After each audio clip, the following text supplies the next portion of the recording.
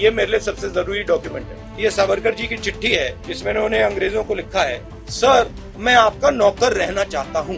देखिए, सावरकर को उनकी संपूर्णता में देखनी चाहिए। एक सावरकर हैं जो हिंदुस्तान में महाराष्ट्र के कोंकण इलाके से आते हैं, फिर वो पढ़ने के लिए लंदन जाते हैं, काला पानी की सजा होती है। तो राहुल गांधी के इस बयान से कुछ भला होता नहीं दिख रहा है। यही सावरकर हैं जिनको कि गांधी जी की हत्या के बाद, हत्या के छठे दिन गिरफ्तार किया गया था।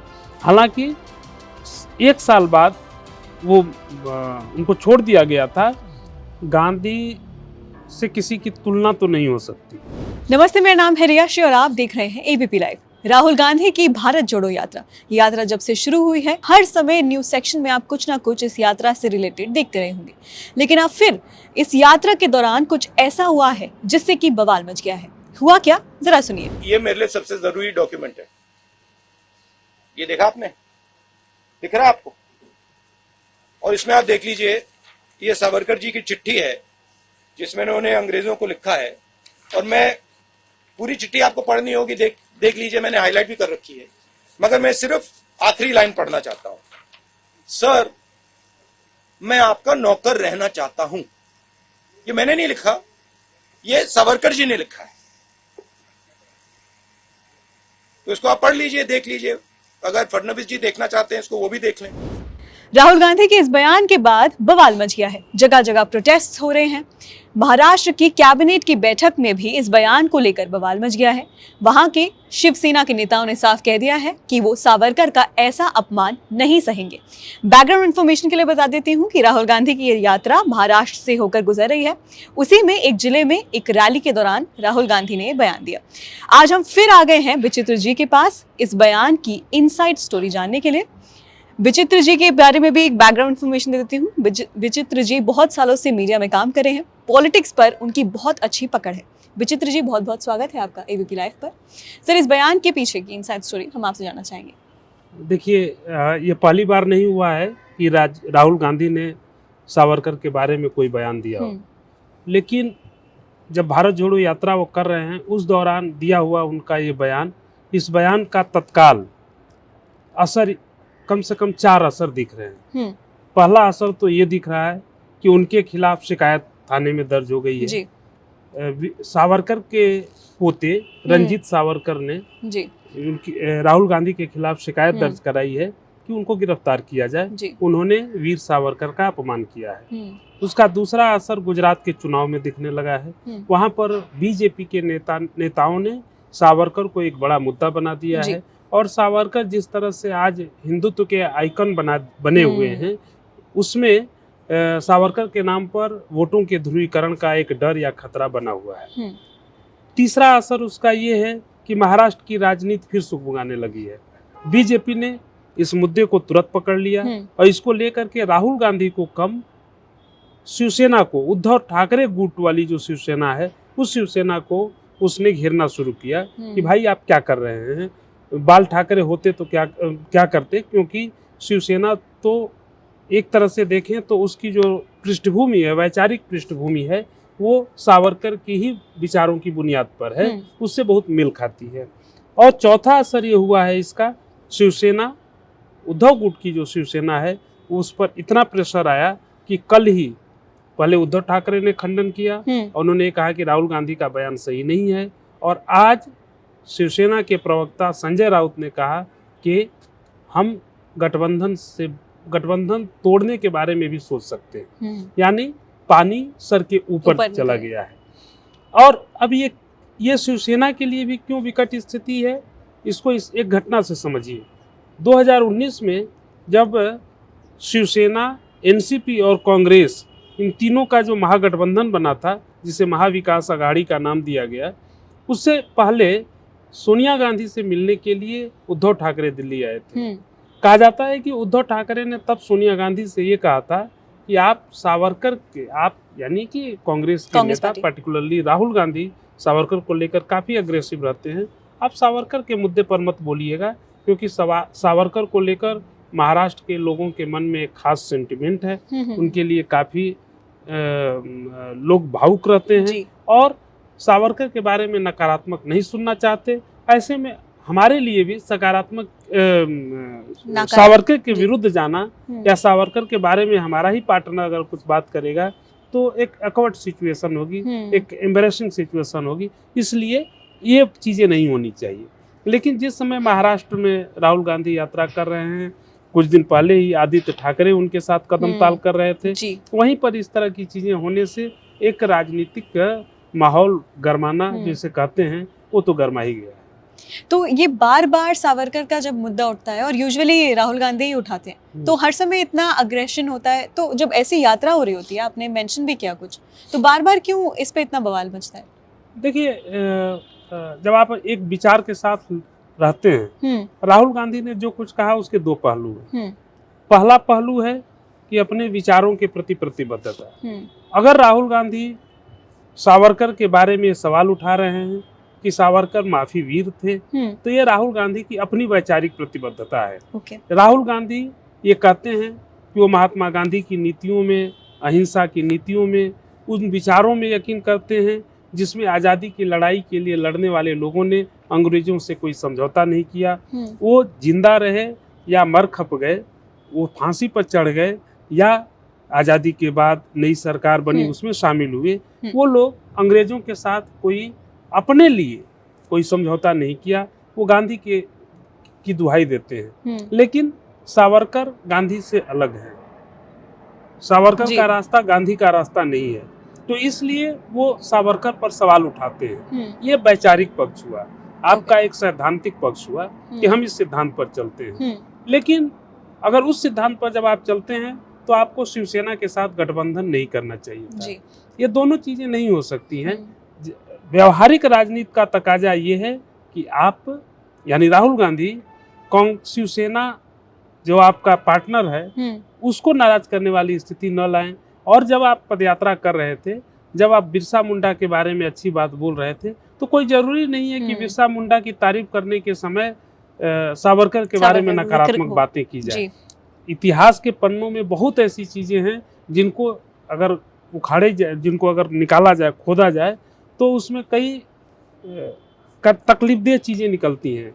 कई चीजें हैं जो घायल करती हैं मन को। तो जरूरी नहीं कि हर चीज को छेड़ा ही जाए। और खासकर तब जब आप एक चुनावी राजनीति में हैं, और चुनावी राजनीति में आपको ये भी देखना होता है कि आपका बयान कहीं विपक्ष के लिए कोई अस्त्र शस्त्र तो नहीं साबित होता है। अब बीजेपी ने इसको उठा लिया है। इसके आधार पर वो हिंदू वोटों की एक राजनीति शुरू होगी, और जब ध्रुवीकरण की राजनीति शुरू होगी तो उसमें हिंदू ज़्यादा हैं, तो जो हिंदुत्व की बात करेगा उसको फायदा मिल सकता है, जो आजकल मिल रहा है।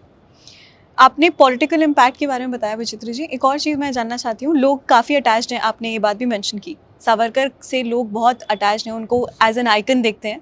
तो पॉलिटिकली उनको क्या नुकसान होगा ये हम समझ चुके हैं अभी तक कि बीजेपी मुद्दा उठाया, उन्होंने हाईलाइट किया, भुनाया उसको। और रही बात लोगों की, तो आगे अगर जो इलेक्शंस आएंगे, और नॉट ओनली जस्ट इलेक्शंस, लोग कैसे उसको देखेंगे? वो सेंटिमेंट उनका कितना हर्ट है राहुल गांधी के इस कमेंट के साथ? देखिए, सावरकर को उनकी संपूर्णता में देखनी चाहिए। हर व्यक्ति का स्याह और सफेद दो पहलू होते हैं। किसी को हम आउटराइटली जो है इनकार मतलब नहीं कर सकते हैं। जैसे जो सावरकर हैं उनके दो पहलू कैसे हैं। एक सावरकर हैं जो हिंदुस्तान में महाराष्ट्र के कोंकण इलाके से आते हैं, फिर वो पढ़ने के लिए लंदन जाते हैं। लोकमान्य बाल गंगाधर तिलक उनकी सिफारिश पर उनको वजीफा मिलता है। वहाँ जाकर वो इंडिया हाउस में रहते हैं। वो अपने को राष्ट्रवादी कहते हैं, और वो राष्ट्रवादी का मतलब कि कट्टरपंथी या सांप्रदायिक राष्ट्रवादी नहीं। और वहाँ पर वो एक 1857 की जो क्रांति थी उस पर किताब लिखते हैं, और उस किताब में ये बताते हैं कि हिंदू और मुसलमान जब मिलकर के 1857 की जो गदर हुआ था, उस गदर में जो लड़े थे तो अंग्रेजों के दांत खट्टे कर दिए थे। उसमें वो सावरकर ये बताते हैं कि हिंदुस्तान की जो आज़ादी की लड़ाई थी, जो पहली लड़ाई थी, हिंदू और मुसलमान दोनों मिल करके लड़े हैं। तो वो उनकी राष्ट्रीयता पूरे भारत की राष्ट्रीयता होती है, वो हिंदुत्व की राष्ट्रीयता नहीं होती है। ये उनके व्यक्तित्व का ये पहला भाग है। दूसरा भाग शुरू होता है 1910 के बाद। 1910 में एक महाराष्ट्र में ही एक ब्रिटिश ऑफिसर की हत्या होती है। उसी हत्या के क्रम में इनको काला पानी की सजा होती है। उस सजा के बाद जब वो अंडमान के सेलुलर जेल में काला पानी की सजा भोगते हैं, 1913 से 1920 के बीच वो कई बार अंग्रेज सरकार के सामने माफीनामा भेजते हैं। जो उनके विरोधी हैं वो कहते हैं कि माफीनामा है, जो उनके समर्थक हैं वो कहते हैं कि एक किस्म की ये समर्पण याचिका है कि हम मैंने उनकी एक चाल थी कि वो निकलना चाहते थे कि सेलुलर जेल में मर करके तो राष्ट्र का भला नहीं कर सकते, देश की आज़ादी के लिए नहीं लड़ सकते थे, वो बाहर आकर लड़ने के लिए जाते। तो उसके लिए क्या हुआ कि उन्होंने अंग्रेजों के सामने चिट्ठी लिखी, ये बात सही है। उसके बाद अंग्रेजों ने उनको छोड़ भी दिया, वो बाहर आए।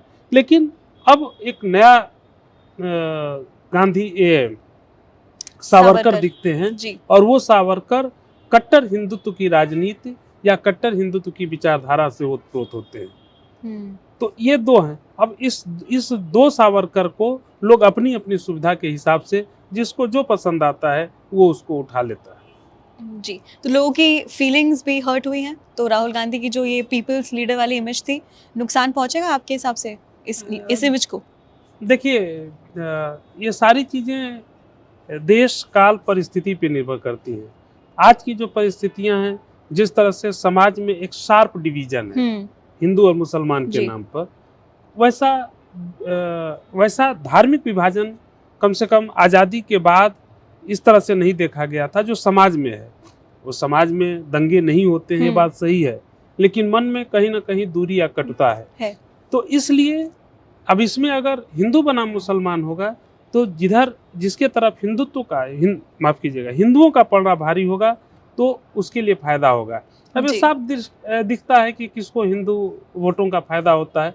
तो राहुल गांधी के इस बयान से कुछ भला होता नहीं दिख रहा है। हाँ जी, मतलब लॉस की तरफ है ये। लॉस की तरफ एक तरह से आप कह सकती हैं। इसको मैं बहुत स्पष्ट होकर इसलिए नहीं कह रहा हूँ कि हम इतनी जल्दी इतनी आसानी से लोगों के सेंटिमेंट को नहीं समझ सकते हैं।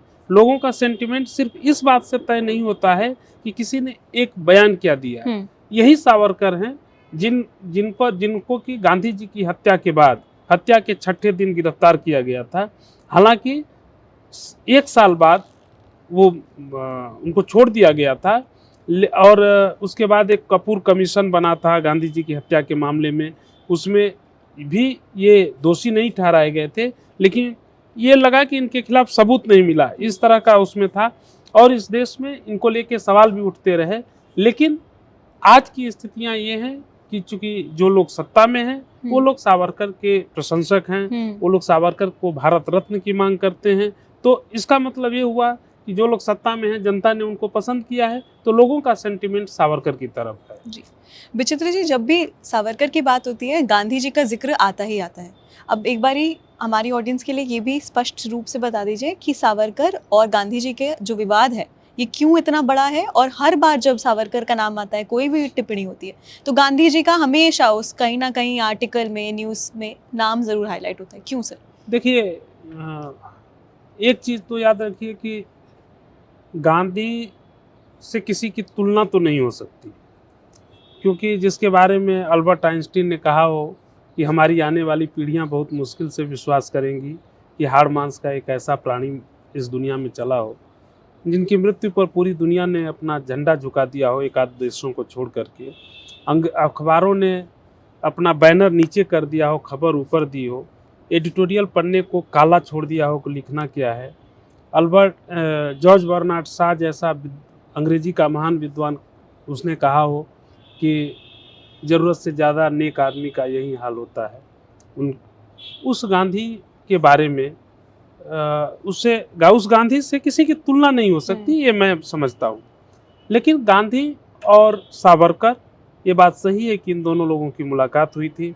इन दोनों की पहली मुलाकात 1906 में हुई थी। उस समय गांधी जी दक्षिण अफ्रीका में अपना वहाँ के लोगों की लड़ाई लड़ रहे थे और वो एक अनूठी लड़ाई लड़ रहे थे, सत्य और अहिंसा की लड़ाई लड़ रहे थे। दूसरी तरफ उस समय लंदन में रहते थे सावरकर। सावरकर से मिलने गांधी जी गए थे। जब गांधी जी गए तो सावरकर उस समय मछली तल रहे थे और उन्होंने गांधी जी से खाने के लिए भी कहा, तो गांधी जी ने ये बताया कि मैं मांस मछली नहीं खाता। तो गांधी जी वहाँ से खाली पेट लौटे, लेकिन सिर्फ खाली पेट ही नहीं लौटे, वो बगैर समर्थन के भी लौटे। सावरकर उनके विचारों से बहुत सहमत नहीं थे।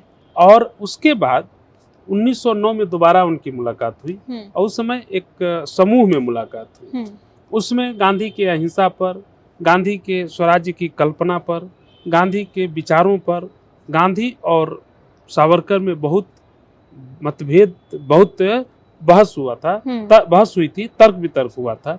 गांधी ने ये कहा था, गांधी ने राम राज्य की कल्पना बताई अपनी। तो गांधी के राम राज्य की कल्पना में ये था कि हमें राम की मर्यादा के अनुसार काम करना चाहिए। राम की मर्यादा यानी हमें अपनी शालीनता, अपना संयम, अपना सत्य, इसको नहीं छोड़ना है।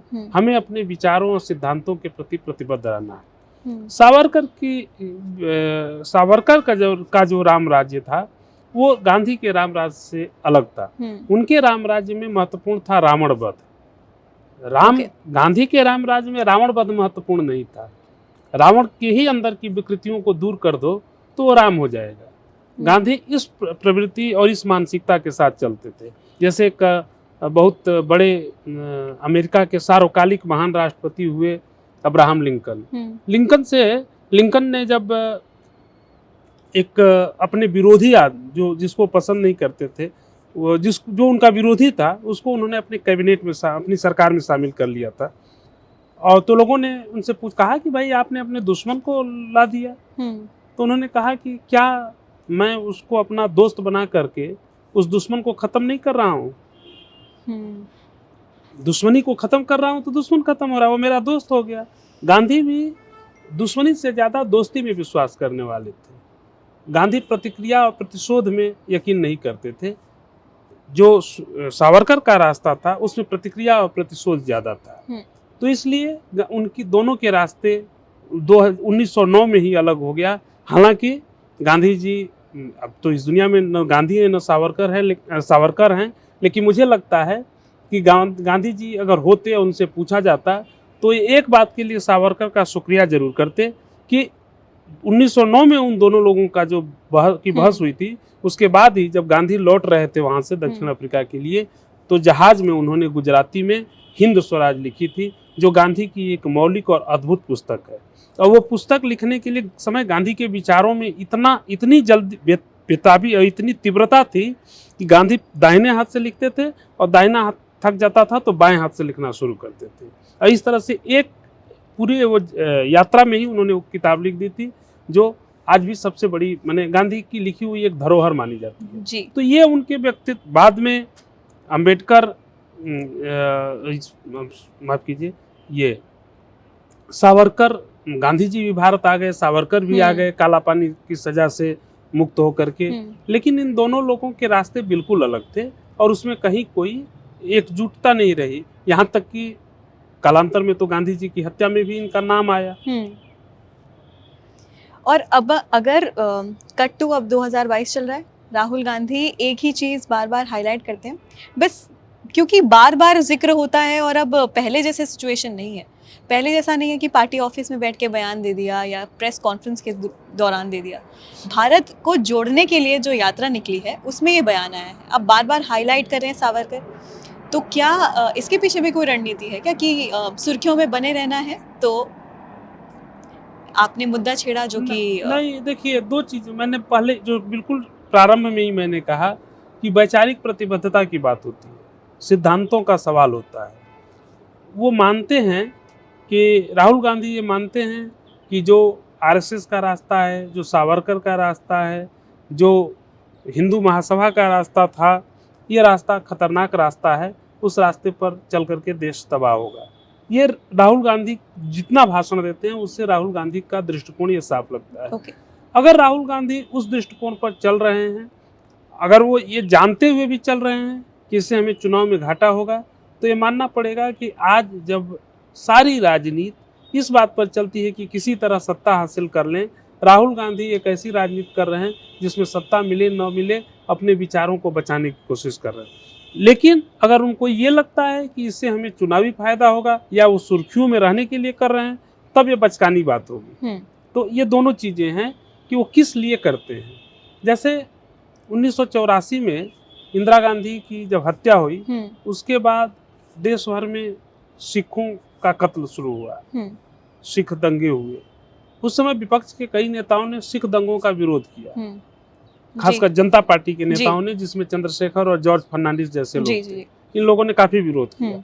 इन लोगों का ये कहना है, मैं यहाँ तक कि मुझे याद नहीं, मैंने कहीं पढ़ा था कि इन लोगों को उसकी कीमत भी चुकानी पड़ी। ये लोग खुद अपना चुनाव हार गए थे। ऐसा नहीं है कि ये लोग जानते नहीं थे, लेकिन ये लगता था कि नहीं, हम दंगों को सही करके चुनाव जीतना पसंद नहीं करेंगे। अगर राहुल गांधी उस तरह से राजनीति कर रहे हैं तो हो सकता है कि आज घाटा हो, कल लोग उनकी बात समझें। तो विचित्र जी, आपके समय के लिए बहुत बहुत शुक्रिया। और आपने विचित्र जी को सुना, सावरकर से रिलेटेड काफ़ी जो क्वेश्चंस आपके मन में हैं हमें नीचे कमेंट बॉक्स में ज़रूर बताइएगा, और ये भी सजेस्ट करिएगा कि विचित्र जी से अगली कॉन्वर्सेशन हम किस बारे में करें। फिलहाल इस वीडियो में इतना ही। बाकी अन्य खबरें जानने के लिए आप देखते रहिए ABP लाइव।